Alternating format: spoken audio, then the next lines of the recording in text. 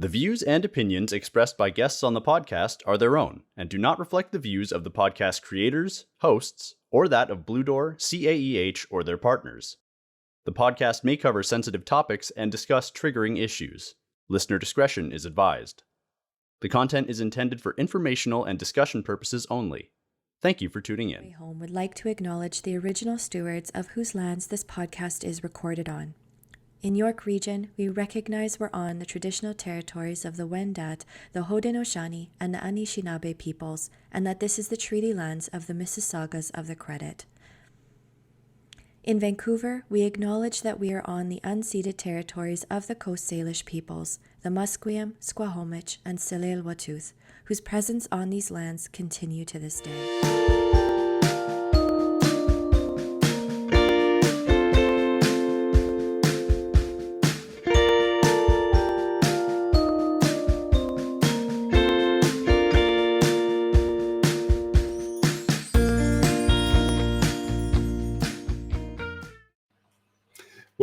Welcome, Housers, to another episode of On the Way Home. I am your host, Michael Braithwaite.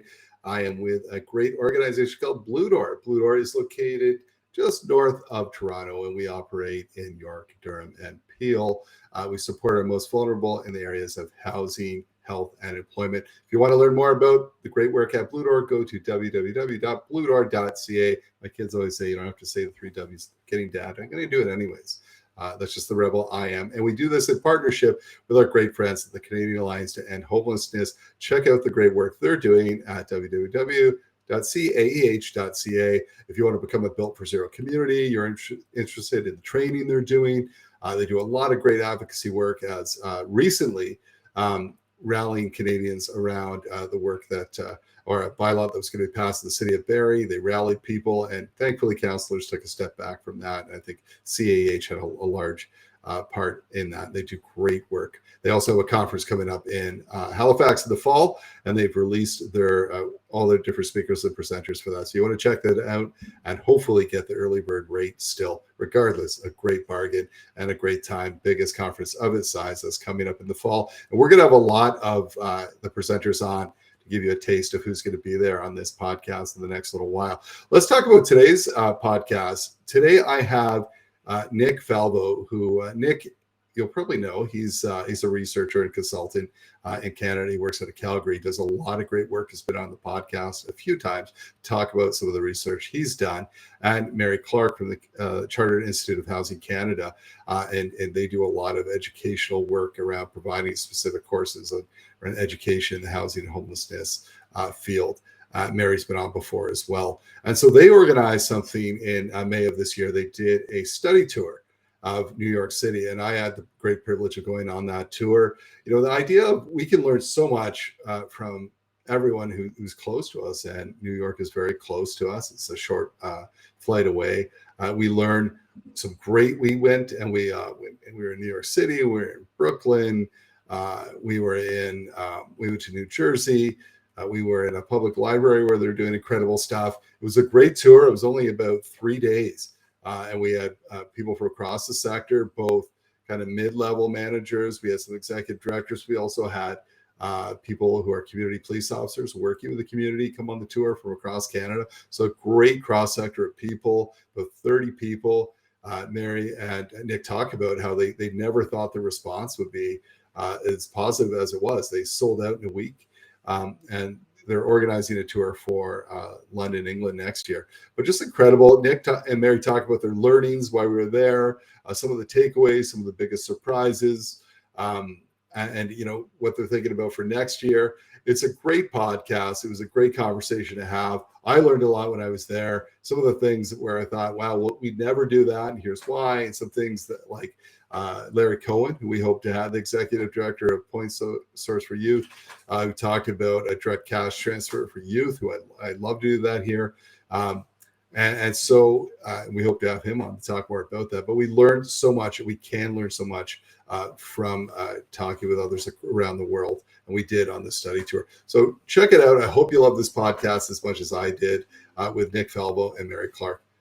Here we go. Nick and Mary, so glad. Oh, look at that, Nick. Perfect timing to just pop into the frame there. like that was planned. thanks so much for joining the show from underneath your desk today. So glad to have you here. So excited to have the conversation. I'm really happy to be here. Good. Listen, I'm going to just do a quick wardrobe change here.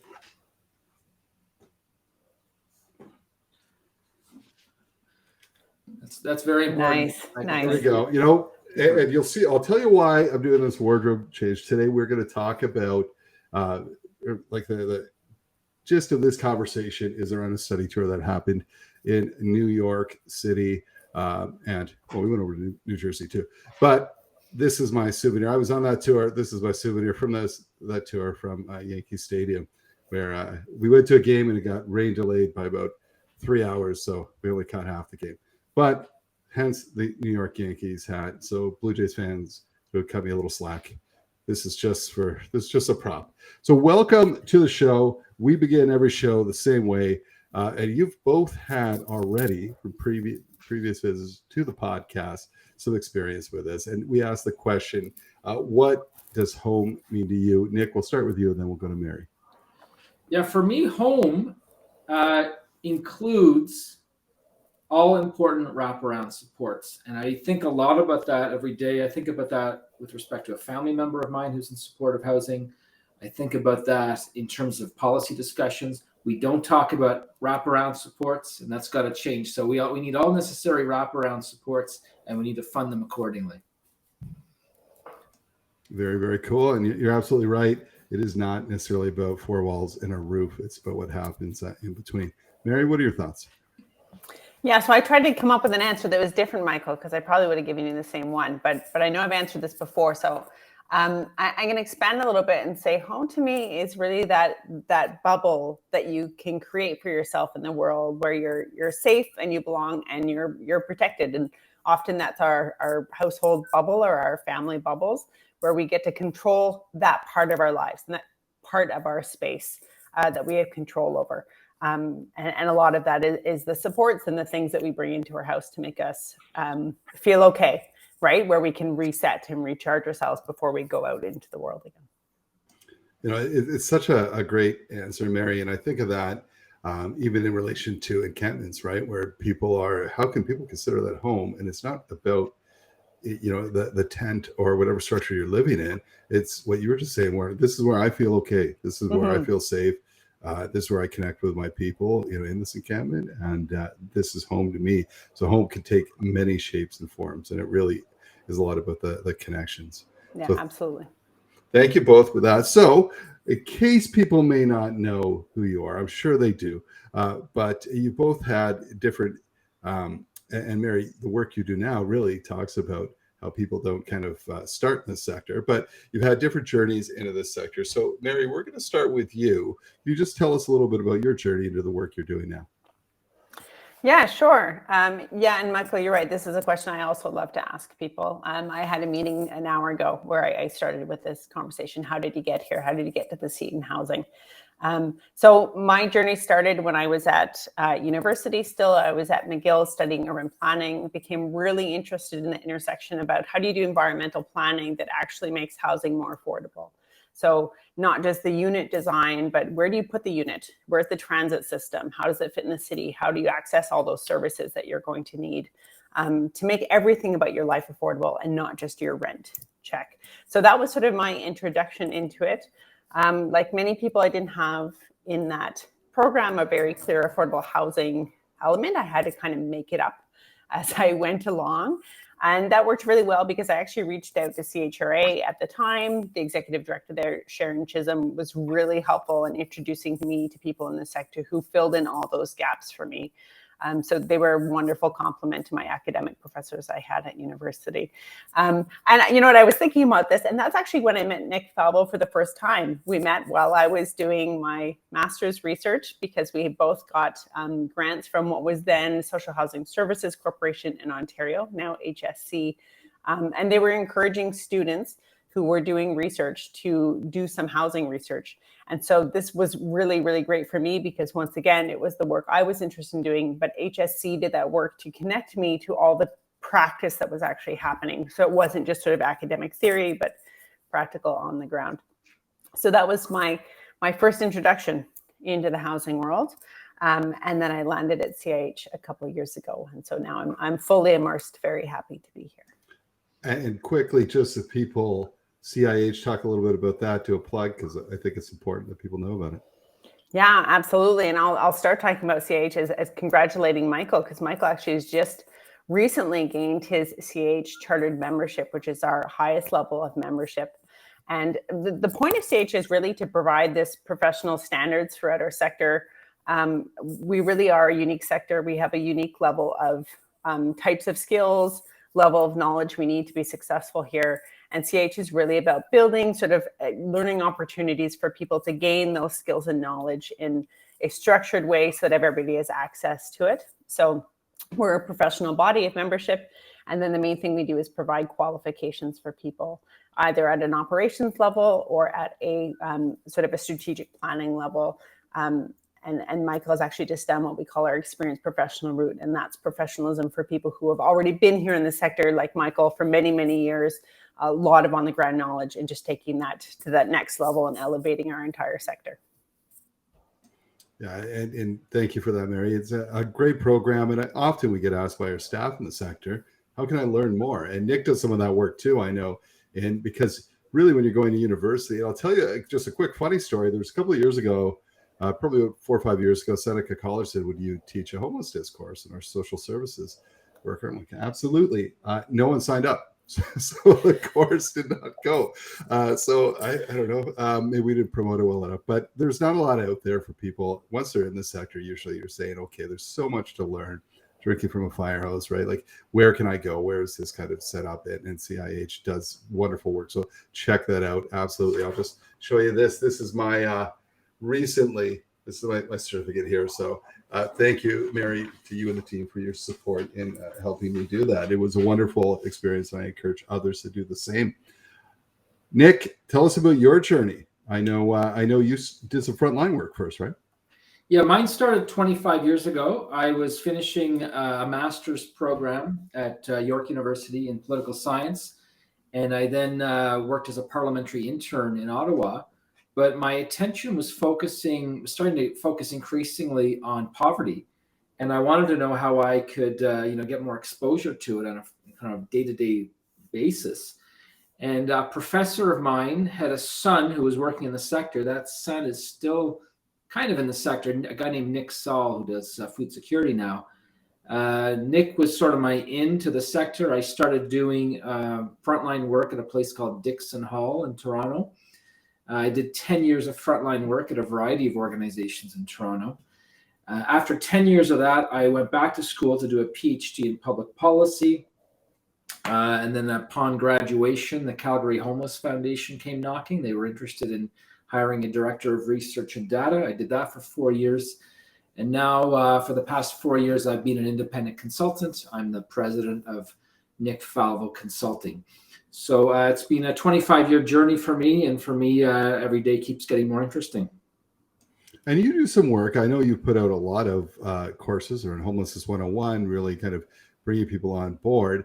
Because I think part of our challenge as a sector, as we look to move many ideas forward, is your average Canadian has no, they're very, I like to think that once they know, they'll do something, but they really, when they think of homelessness, they may think of whatever they've seen on social media, the movies, growing up, that kind of thing. So they don't really understand the broad strokes of it. And that's kind of what some of your work does it not?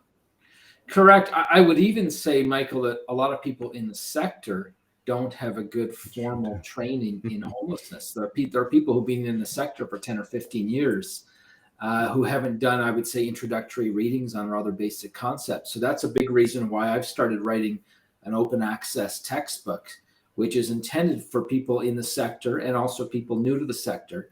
So it's a big problem that idea, we kind of need a CIH Canada for homelessness, frankly, or maybe I'll say a beefed up section of homelessness in the CIH Canada curriculum. Big challenge in our sector. Lots of smart people, but lots of people who didn't really get the right training. Absolutely. And Nick, I smell a possible partnership here, new section for CIH. So thank you both for the work you're doing in education, creating awareness. It's a huge part of moving out of this housing homelessness crisis we find ourselves in.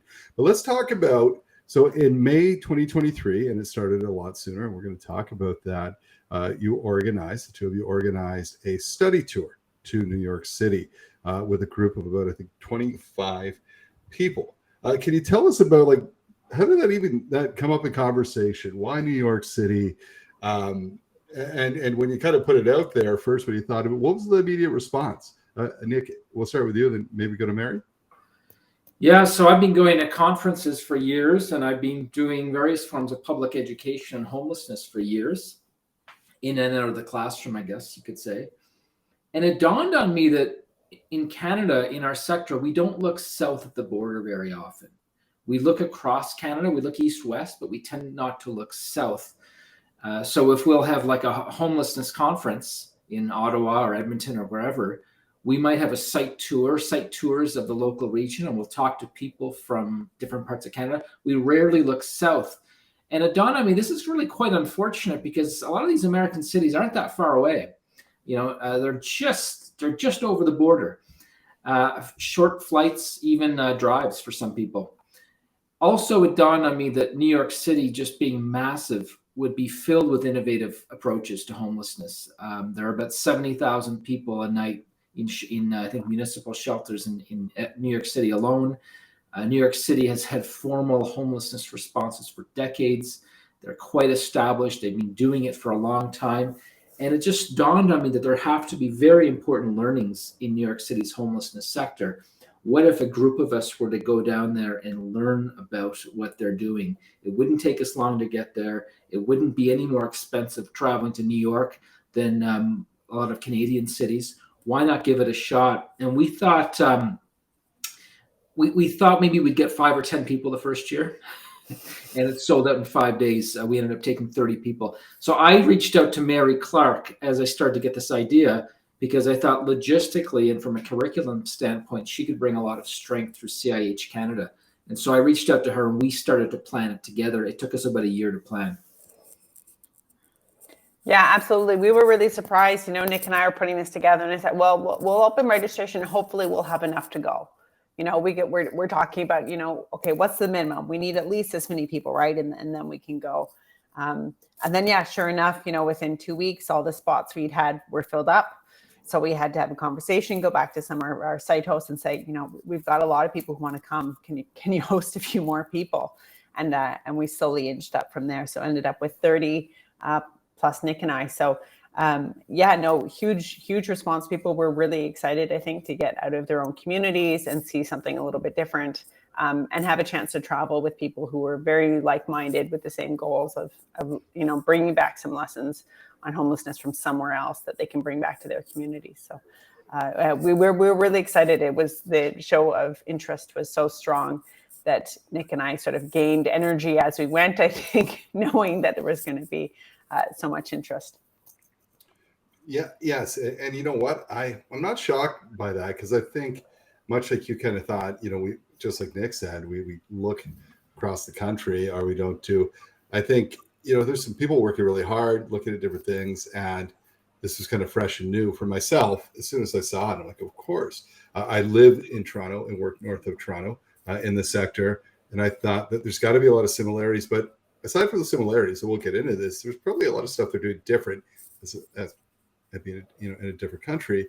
But what can we learn from that as well, right? So it was fascinating. I'm not surprised, but you did something a little different too. This was not just people from across the homeless and housing sector. In fact, there were some people from the policing sector. How did that come about?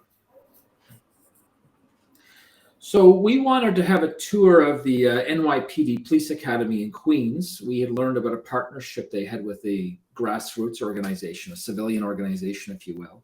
And we were told that it could be pretty neat if we got there, because they have professional actors and they have mock subway cars. So it'd be a neat place to go to if we could get the chance to. But in order for the NYPD to grant us access, they would want to see people from our group in law enforcement. So quickly, I started reaching out to my contacts across Canada, asking for people in the law enforcement sector who might be interested in a homelessness tour. And within days, we had a handful of people saying, yeah, I'll go. And that kind of blew me away, because that made me realize how much law enforcement folks in Canada have a strong interest and engagement in the homelessness sector. So that was a learning for me, and it made the tour, I think, much stronger to have. I think there were about 5 or 6 people from law enforcement on the tour. I agree, Nick, and I think it was really interesting to talk to those people that were with us on the tour and hear them describe their roles, because as far as they were concerned, they're professionals working in the, space, homelessness space. They were, yes, they're police officers, but they were frontline workers.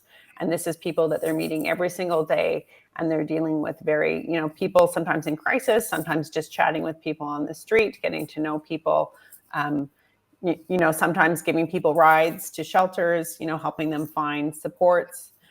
It was really interesting to see that. And from the application standpoint, like watching those applications roll in through my inbox, it was really interesting to see, because that meant that they had also their employer's support, right? Those police departments were totally behind them coming and spending 3 days in New York with us, just talking about what's going on with homelessness and how can we do better. Let's look at some innovations, talk to your colleagues, and let's see what we can get out of this. And so I thought that was really, really great for all of Canada, that our police departments were really keen to be part of that. You know what? And it was unexpected, but it was very, very cool just to get that different perspective. We've got where I work in Northern GTA, we've got a great relationship with the police who really want to wrap their heads around it. And you see that the police get a bad rap, right? And even when we were in New York, and we'll talk about that too, just where some places they want to police homelessness. And so you'll get, and rightly so, there's some officers that have not have broken the law themselves, or not done the right thing, or think differently. But what this tour showed us too is there's a lot of police forces and officers that are heavily vested in doing what's best for community. And just even talking with them, I had a great conversation with Mark from Victoria, who was talking about just recently in 2023, a change in rules around criminalization of drugs, and and it was talking about how it wasn't, in his mind, it wasn't working well. Right. So it was a different kind of, through a police officer's eyes, who's out in the community. What do you see? So I think that really added to the group dynamic. Many of us knew each other through, the different conferences, but having them sprinkle throughout and chatting about it just opened up the conversations and really put a different lens on things. So brilliant and well thought out. Nick, recently you put out, it just dropped, a list of 10 things to know about homelessness in New York City. I was wondering if you and Mary could just kind of walk through that list for our listeners. Yeah, Mary and I did not want this to be exclusive. In other words, we knew that 30 people would come. We also knew that many more would want to come. And so, as you'll recall, Michael, I had my laptop with me the whole tour, vigorously taking notes the whole time, because I wanted to get everything. And so we have written a 20-page summary of the tour, which has all the content free of charge. Right now, it's one place you can get it is at my website, nickfalvo.ca. I suspect it'll be up at the CIH Canada's website shortly as well. And so, knowing though that not everyone will read 20 pages all the time, there's an 800-word summary also at my website, nickfalvo.ca, which walks the reader through it quickly. And it's something that you can just scroll through quickly while you're reading having your breakfast cereal or on the subway, so to speak. And so there's something, it tells you something about everything we did, and it includes a link to the full report. So there's, a short paragraph on the size of New York City's homeless population. There's a short paragraph on the legal rights, the right to shelter in New York. One paragraph looks at low barrier shelters. Another one looks at a higher barrier shelter and what that model looks like. There's a paragraph about safe havens, which involve a certain level of privacy. There's shelters with privacy built into them. There's a paragraph about tenant mix, particularly the tenant mix offered at community access, which is where we had a site tour on the first day. There's a section on public libraries, and in particular, the role played by the Brooklyn Public Library in the homeless serving sector there. There's a paragraph about the police training I talked about, another paragraph on prioritizing the corrections population as they're coming out of jail into homelessness. And finally, there's a paragraph about a randomized controlled trial study about income assistance, like a basic income for youth. So it's something that blog post is something you can scroll through if you have 3 minutes, and it has a link to the full 20-page summary if you want to know what we covered but didn't have the chance to go to New York.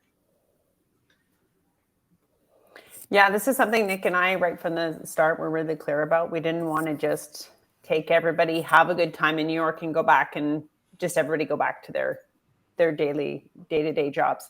We wanted to make sure that we really captured everything so that we could bring it to everybody else, but also even the people who were there can come back, sit down and reflect. So Michael, hopefully you'll have a chance to sit down and go through it, and you'll probably have your own notes to write in the margins of, yeah, I really did like that, or, that's not really my impression of this one. Because we really want to make sure that this is learning that goes to our whole sector and really resonates and actually impacts the work that we're doing as we go forward. We don't want to just leave it. It's not what happens in New York stays in New York. It's what happens in New York we bring back with us, and we spread out everything good that we brought with us. Yeah, awesome learnings, and thanks for summing it up so well. I think there were some surprises when we went there. Well, for me, there was definitely, right? When I talk about, there was a lot of stuff like, this would be great to do. I think of Point Source for Youth, saying, hey, look, they were doing a direct income piece for youth, giving them about $24,000 a year. And Larry, the executive director, saying, listen, it costs $60,000 a year to keep a youth in the system, in the emergency shelter system. Why, and for less than half of that, we can have better outcomes by just providing this income. Also telling us to check our adultism at the door. And it was so amazing. So stuff like that, where I'm like, we need to do that in Canada. There was also stuff where I was like, oh, I don't think we'd ever do this, right? Like, or this is definitely not something that we'd want to replicate, right? When we'd go in, and it was fun among the colleagues to, in having people there like Dr. Abe from London, just, knowing these are people that know their info, or looking at the stats, looking at incarceration, all these different pieces, right? That can really pick apart and are on kind of one side of things. And so it was great. What about for the two of you? What are some of the biggest surprises or learnings? We'll start with Mary this time.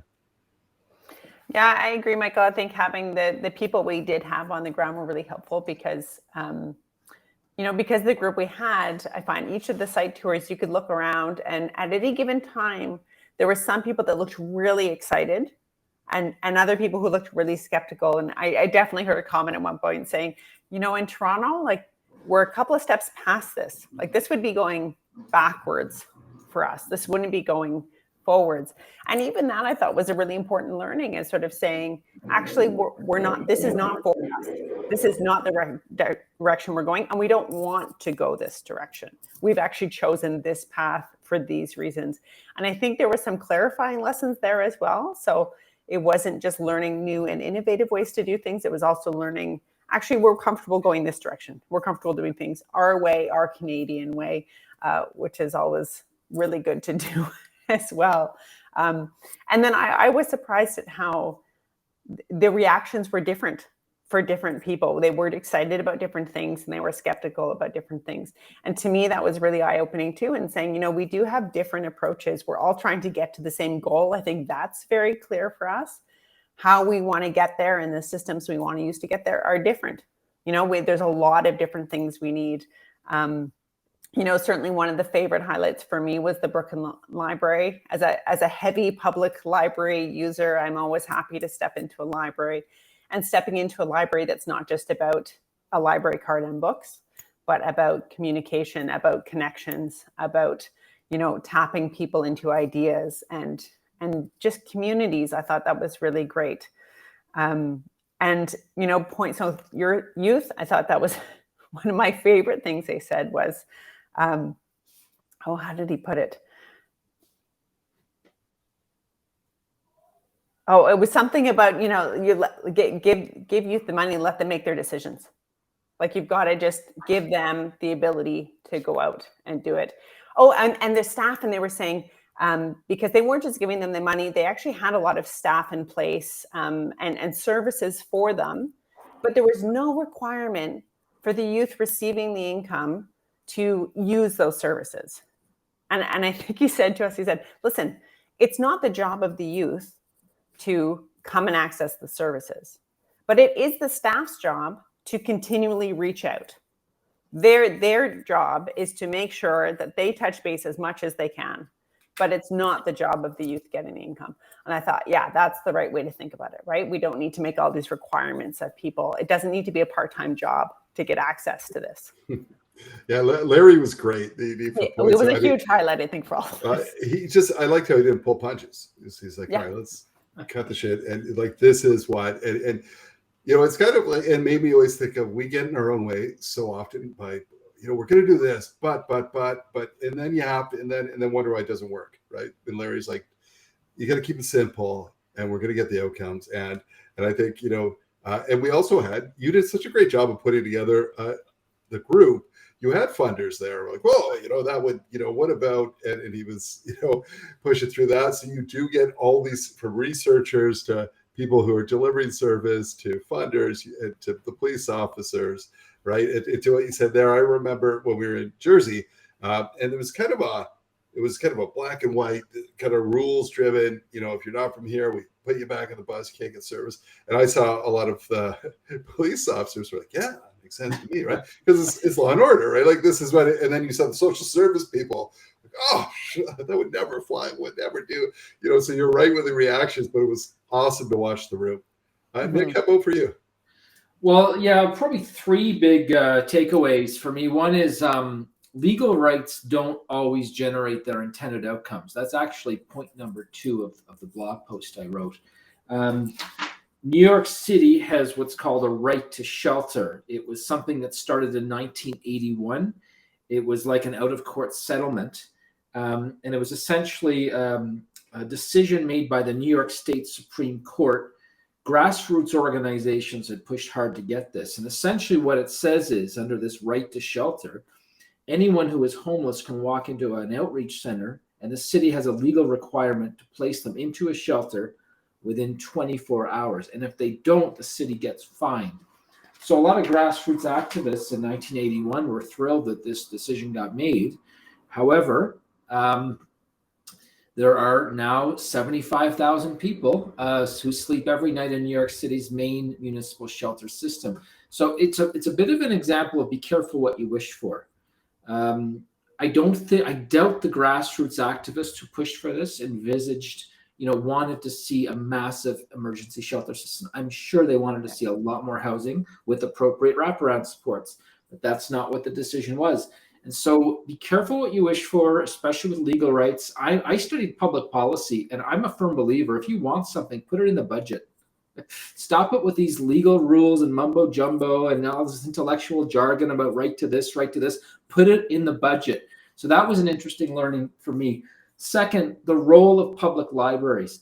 I think in most Canadian communities, public libraries don't see themselves as having a huge role to play in the homeless serving sector. I'm sure there are exceptions, and I'm sure there are some staff at some public libraries who have a passion for this. But Brooklyn Public Library has an ongoing relationship with family emergency shelters in Brooklyn. They bring books to children. They get children their first library card. They get the first library card for the parents. They get the children dragging their parents to the library. It's this wonderful thing that happens. And I think Canadian libraries have something to learn from Brooklyn Public Library, and Canadian homeless serving sectors have something to learn from this example. And homelessness officials in Canada need to push their local libraries to do more. That was a learning as well. And finally, on corrections, Bergen County Housing Center is located directly across the street from a jail. And the person who runs the jail's discharge system used to work at the housing center. They work really closely. So as people are leaving corrections, they go right into the housing center where they can start a housing search. And this is planned for months in advance. We need to do more of that in Canada. We need to stop having two separate systems. Awesome. Yeah, there was some great learnings there. You talk about that right to shelter. When I first was like, wow, like how ahead of its time, the 80s. And then you get to see, as you said, what that created, but also things like having to prove you've been in the shelter system a year before you qualify for public housing, which is very odd to really want to keep people in shelter for that long before they can access housing right away. I know a lot of this is changing over time. Actually, maybe not always for the good, right? That we heard a lot of political talk too, about the new mayor, and some thoughts about getting rid of that right to shelter as well, changing too for the good, that piece around housing. We also saw, like, I mean, if you look at what's happening in Toronto right now and many major cities after the pandemic, where subway systems, transit systems are seeing a lot more homelessness activity and activity with people with various mental health and addictions challenges, hanging out around and not knowing how to deal with it, to, of course, support them, but also support people taking public transit. And we saw in New York City, their big answer was arresting and removing people from the system. And we did see when we talked to when that visit to the police station or to the training station there, academy, the police officers talking about how they really, really struggle with that. My understanding is that back in the 80s and 90s, under Mayor Giuliani, there was a major crackdown on fare evasion and any kind of so-called social disorder in the transit system. Malcolm Gladwell wrote about this, I think, in The Tipping Point. I get his books confused. I think that was the book. And they used something called the broken windows theory. Yeah. And they took the view that if you crack down massively, even on relatively small offenses, that this will have implications for the broader system. I'm sure it's controversial, but certainly, quote unquote, social disorder in the transit system has been a major part of New York City's history. And it has had important, there have been some important dynamics linked to the homelessness sector for sure. Mary, any thoughts on that, just around how they're kind of dealing with it? I got to tell you that the police officer who talked to us at the training academy, she was like, if I had to stereotype or think of a New York City beat cop, she was it. I mean, I thought it was almost like you guys hired her off the set of a Law and Order or something. She was fantastic, but just really open and funny. And I agree. She was fantastic. And we knew going in there that they hired actors, right, for the actual scenario playing. I thought, is she one of them? She's doing great. She's got this role down, but that was just her, right? She was fantastic. You know what I really noticed was that we talked about the policy. Manhattan, Nick did a great job of doing our site visits. So we were in all the boroughs, right? So we were out in Queens, we were in Brooklyn, we went out to New Jersey, we were in Manhattan. So we did quite a bit of wandering around, which means we were on the transit system as well. That's what we were moving around with. And certainly the crackdown is evident. Manhattan, I think I only saw 4 people sleeping on the street, walking around Manhattan for 3 days. Almost no visible signs of homelessness within the transit system, moving around. It's that policy has really, been successful, and that you don't see it, as tourists wandering around New York City, but certainly in the boroughs felt more like real life, right? We got out into the boroughs and there were people who clearly didn't really have a place to go, lingering at picnic tables and park grounds, in those in-between public spaces that nobody really belongs, so people were making their spaces, right? And certainly talking to the outreach groups up in one of their boroughs who were out constantly meeting with people and building relationships with people, right, who were ongoing living on the street, and making their home there, and reaching out to them in order to help bring them into shelter if that was the right place, or matching up with housing. So I certainly found, just walking around, you could see the policies at play, and I was surprised by that, how clear it was. Public parks as well. I think they hire private security, right? So you don't see people sleeping in Central Park. Yeah. And it's not that it doesn't exist. Like, we saw it, but yeah, it was evident. You're just kind of pushing people out of the city, right? It's not a true solution, as you said. Successful, yeah, to their measured outcomes that it's, but not successful in supporting the people experiencing homelessness, not so much. Absolutely. So we leave New York City, and you wrote, here's your tip, but like takeaways, stuff that right away you thought, man, you know, I'm going to take this is going to stick in my mind for a while. I got three. First one, I was blown away by the take up and the interest in the tour, as stated earlier in our conversation today. We sold out in 1 week. We had people from our waiting list begging us, lobbying us via email and Twitter direct messaging, please get me on that tour. So we were initially going to take just 20, and then finally Mary had the great idea to just say maybe we could take 30. And that worked logistically. We still had no trouble getting 30. The massive take up, the quick take up blew me away. I did not think we'd sell out in 1 week. So that was a wonderful learning. Another one was the networking during the tour. We were, I think, in an Uber XL headed to New Jersey. Michael, you and I were in the same minivan, and it was me and 4 or 5 executive directors. And I turned around at one point, I said, hey guys, what makes for the ideal board member? And I mean, we could have these long conversations in between site tours and over meals. And a lot of people told me that, they got to know people that they don't get to see on a regular basis. And they now have a working relationship with someone new. So that networking was huge, an important component of the tour. The third takeaway, and this is going to sound a bit pedestrian, but really important, was how easy it is to get around a city with Google Maps. It has really come a long way. The first morning I thought to myself, oh my God, how are we going to get to Bronx Works? How are we going to get to the Bronx? I've got some directions on paper here, folks. And, Abe Uchern just pulls out his phone casually and says, okay, Google Maps says, go here, go here. It was like nothing. Getting around on Google Maps in New York City was like getting around your own city with Google Maps. Here's the rub with that. With Abe, who's like a super triathlete, the only thing is keeping up with that guy. He almost killed me in traffic, right? He's about half my weight. He moves twice as fast.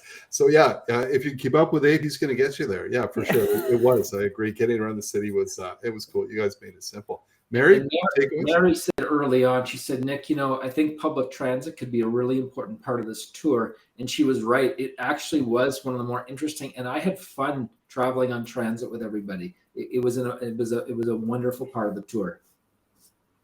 Yeah, I agree, Nick. Yes, I was definitely pushing for it. I'm a huge fan of public transit. Not in my own city right now, but definitely in our larger cities where it is got a long history of functioning. Good way to move around. And yeah, it was really nice to be with a group of people that were happy to wander the city and get from place to place. And I think we got a lot out of the in-between time. Nick and I did our best to not overschedule it. So we had 2 site visits a day at most.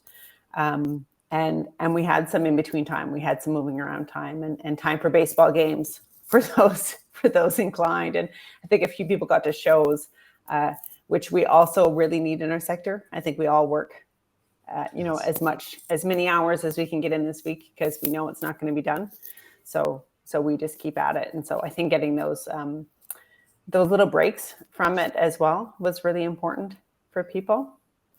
One of the other learnings I had was how much being somewhere else and seeing politics play out a little bit differently helps clarify how it plays out at home. And I heard different interesting comments, a couple where, well, our politicians won't do that. They won't sit at that table, or they don't have the same kind of leadership or authority in these spaces. And other comments saying, we don't need politics. Like, we don't need the politicians for this one. This is one we can do. A good example of that was that the public library was a good inspiration for people. And I talked to 2 participants who came home and within a month of being home, went and talked to their public library. One renewed a relationship that had just dropped from the pandemic, renewed that relationship to come back into their shelter system. And one reaching out to say, like, what can we do to start some things up? And so that was really great to see people not letting the politics stand in their way either. But I think it's helpful to step outside of your own systems and see. I mean, they're not that different in New York, but they are, right? Then they feel different. So I thought that was a big learning outcome as well.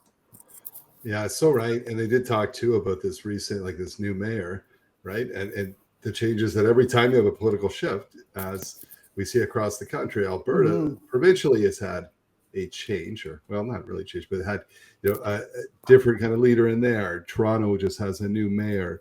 Some cool things happening in BC, and there's all these shifts, right? As things shift in across our country, so it's neat to see the same things happening in New York.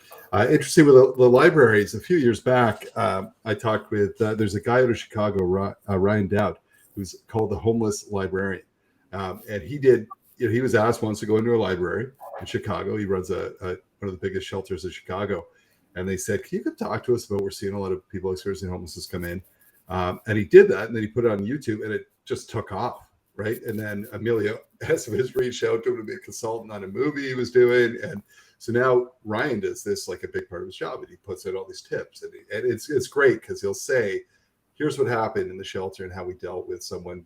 So for librarians who now we're saying, and I love what you're both saying about that, which play a huge part in community and their communities for everyone.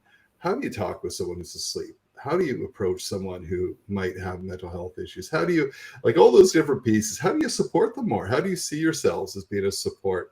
And Ryan was a guest on the pod once, and it was fascinating to hear him, how it all came about, how he continues to do that, and how that's even spread from libraries to banks to businesses where people experiencing homelessness will frequent, just all those different things, and how it's not just up to the sector to work around this crisis and support our people most in need, for sure. Now, let's talk about 2024. Excitement coming out of that tour. You guys, before we even left, you've already planned. You had already given. And I'm excited about this because New York was pretty cool. Cool to see what's happening south of the border. But often, and I don't want to give away, often in the research that we do, I've been a part of bringing two programs from this place over to Canada because we're so alike in many ways, even how our government's set up and how the programs are run and some of the challenges we have. Tell me a little bit about study tour 2024. Go ahead, Nick. So when we sold out in 5 days for New York, I think it became quite clear that this had the potential to be an annual event. And so Mary and I, are going to keep talking about trying to make this happen for May 2024. I'm going to be dorky and tell you why I think London's a good choice. The dorky is this: in the social welfare literature, I'm getting a bit academic here, Canada's social welfare system is supposed to lend well to being compared to the US, the UK, Australia, and New Zealand. These are all countries who have similar social welfare systems, which means comparing us and drawing lessons from each other is considered good practice. If you compare ourselves with a totally different system, the transmission of a policy from one place to another makes it more complicated. So UK is a good example, a good place to go, just as the US was. And we have a connection there. We have somebody locally who has agreed to team up with us and to talk to us about innovations in their sector. We've identified a week, the week of May 6th to 10th, 2024, as having strong potential for a study tour. Mary and I still have to figure out some things. For example, how much of it's going to be housing, how much of it's going to be homelessness, what's going to be the length of time. We're thinking of doing a housing cohort and a homelessness cohort, different parts of the week with some overlap. So we're still trying to figure that out, but we are working towards a study tour May 2024 in London, targeting the week of May 6th to 10th. Yeah, I'm really excited about for this too, because I constantly work with colleagues in the UK to develop our CIH program. And so I have monthly meetings with a couple of people, and a couple of them are based right in London. So we'll be able to use all of our contacts there. And so it'd be really nice to dive a little bit more into some of the policies and the buildings that they're doing over there. A lot happening in the UK right now. So yeah, definitely expanding this one a little bit. I think there's something about flying over an ocean that makes us think maybe more than 2.5 days would be worthwhile.